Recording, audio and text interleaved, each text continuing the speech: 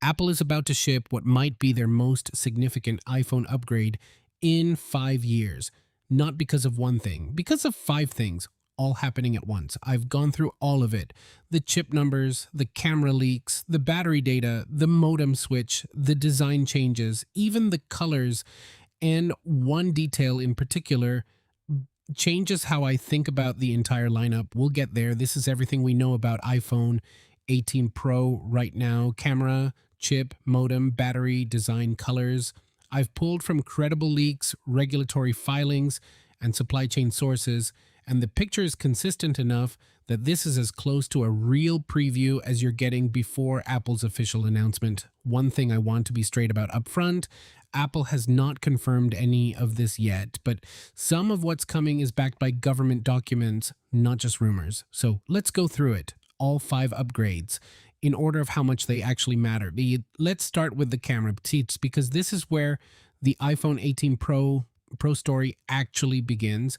Every year, Apple makes camera upgrades: better sensors, better night mode, better computational tricks. Fine, but this year is structurally different. The main camera, the one you use for literally every photo you take, is getting a physical overhaul. We're talking an enlarged main camera module that adds more than 2 millimeters of thickness to the back panel. That is not a software update, that is a redesign. And here's the context that makes it meaningful. Mark Gurman, who has one of the best Apple track records in journalism, has said multiple times that iPhone 18 Pro will have some of the biggest camera hardware upgrades in the lineup's history. The word he used was history. On top of the enlarged module, variable aperture is expected. This means the lens will physically adjust like a proper DSLR to control how much light enters the sensor based on what it's looking at. Apple has never shipped that on an iPhone, not once. If variable aperture works the way it should, this is the first iPhone camera that actually behaves like a real camera.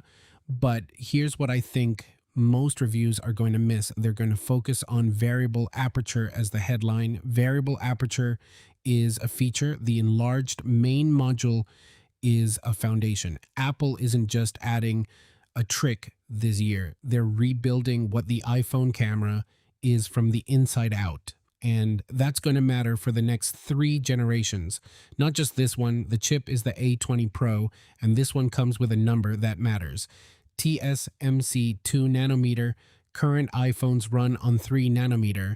The jump to 2 nanometer delivers up to 18% faster performance and up to 30% more power efficiency compared to the A19 Pro in this year's model. Let me put 30% power efficiency in real terms. It doesn't just mean longer battery life, though we'll get to that. It means the phone runs cooler under load. It handles sustained performance without throttling. It stays fast after an hour of gaming, video editing, or heavy AI processing, instead of gradually slowing down to protect itself. 30% is not a marginal gain. That's the kind of number that makes a tangible difference in daily use. And combined with everything else happening this year, the A20 Pro might be the most consequential chip Apple has ever put inside an iPhone. This segment sounds boring. It is not boring. Apple started making its own modems last year. The C1 went into iPhone 16e, the C1X went into iPhone Air, but the Pro models, the ones most people actually buy, stayed on Qualcomm. Until now, iPhone 18 Pro is switching to Apple's in-house C2 modem. 3 reasons this matters. First, battery efficiency improves again. Apple's modems draw less power than Qualcomm's. Second, a new privacy feature called Limit Precise Location ships with C2, more granular control over what apps can actually see about where you are. Third, better reliability in tough data environments. Weak signal areas, crowded stadiums, underground parking, the places where your current phone gives up. Honestly, the privacy feature is the one I keep coming back to, because location data is one of those things people completely ignore until they really, really shouldn't have. This is Apple quietly fixing something that should have been fixed years ago. The battery story this year is simple. Best ever. The A20 Pro chip is more efficient. The C2 modem is more efficient. Either one of those alone would extend battery life. Both of them together on iPhone 18 Pro is already a meaningful upgrade over the 17 Pro. But iPhone 18 Pro Max goes further. Regulatory filings, actual government documents submitted as part of the approval process, point to a physical battery that is roughly 10% larger than the one in iPhone 17 Pro Max. iPhone 17 Pro Max already had excellent battery life, a 10% bigger battery, a more efficient chip, a more efficient modem, all three at the same time. I genuinely don't know what to do with that number yet, but I know it's significant. If you're a heavy user, a traveler, content creator, someone who has never made it to 9 p.m. without reaching for a charger, iPhone 18 Pro Max might be the first iPhone that actually solves that problem completely. Two design changes this year. First, the dynamic island is getting 35% smaller than the current version. I know that sounds minor, but if you've ever accidentally triggered something in your pocket, or if you've ever found the cutout distracting during video playback, you'll appreciate it. Smaller is better here. Second, the colors. This is the one area where I have a genuinely strong take. 4 colors this year: silver, dark gray, light blue, and dark cherry. Dark cherry is the one. Here's my reasoning. Last year, Cosmic Orange was Apple's bold experiment on a Pro model. It was unexpected, it was divisive, and it became one of the most recognizable iPhone generations in recent memory. Dark cherry is not Cosmic Orange. Dark cherry is a deep, rich wine burgundy shade, closer to a vintage bottle than a sports car.